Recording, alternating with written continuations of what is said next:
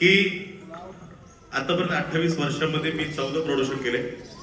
या लक्ष्मीकांत असणाऱ्या सगळ्या लक्ष्मीवतींनी माझं नेहमी पोट भरलं, माझं घर चालवलं, माझी रोजीरोटी गेली आणि समोर असलेल्या रसिकांनी आम्हाला नेहमी आशीर्वाद दिले.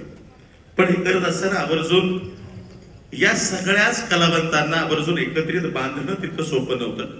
आज आपण दिलेल्या या प्रेमामुळं खरोखर आम्ही भारावून गेलो किंवा लावणीला जर चांगल्या पद्धतीने सादर केलं गेलं तर आपण नक्कीच त्याला प्रतिसाद देतात. विशेष म्हणजे आमच्या लक्ष्मी सारखा असणाऱ्या सगळ्या लक्ष्मी माता भगिनी आपण आवर्जून आलेला आहात. मी तुमचं मनापासून आयुष्यभर ऋणी राहणार आहे किंवा महिला सुद्धा लावणीला बघतात. आणि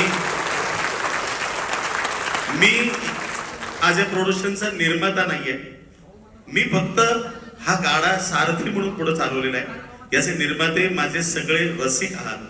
तुम्ही तुमच्या निर्मितीतून हा गाडा पुढे चालावा आणि म्हणूनच मी आपल्या सर्वांना प्रार्थना करतो, इथून बाहेर गेल्यानंतर आवर्जून लावणी ही गर्भ श्रीमंत आहे, तितकीच जोरदार पद्धतीने ती संपूर्ण महाराष्ट्रात पुन्हा तिचा गाजावाजा होऊ दे, आवर्जून अशी विनंती करणार आहोत. आणि आपण दिलेला प्रत्येक शब्द जाता जाता फक्त प्रत्येकाला, प्रत्येक माणसाला, एकाला प्रत्येकाला तुम्ही सांगायचे की बाबा ही लावणी काल पाहिलेली आपण कशी होती. वाईट असले तर नक्की मला कळवा, चांगले असले तर मात्र लोकांना सांगा. निर्माता म्हणून आवर्जून आपला पाईक मी नेहमी राहील आणि या सर्वच कलाकारांचं मी मनापासून ऋणी राहील की ज्यांनी द फोक लावणी या कार्यक्रमाच्या निमित्तानं आम्हाला रसिकांसमोर आणलं. आणि विशेष म्हणजे आमचे या बालगंधर्व रंगमंदिराचे मॅनेजर माननीय कॅम्पटे साहेब यांचा एवढाच ऋणी आहे की त्यांनी माझ्यावरती विश्वास ठेवला आणि आपणही विश्वासात प्राप्त होऊन आम्हाला सर्वांना आशीर्वाद दिला.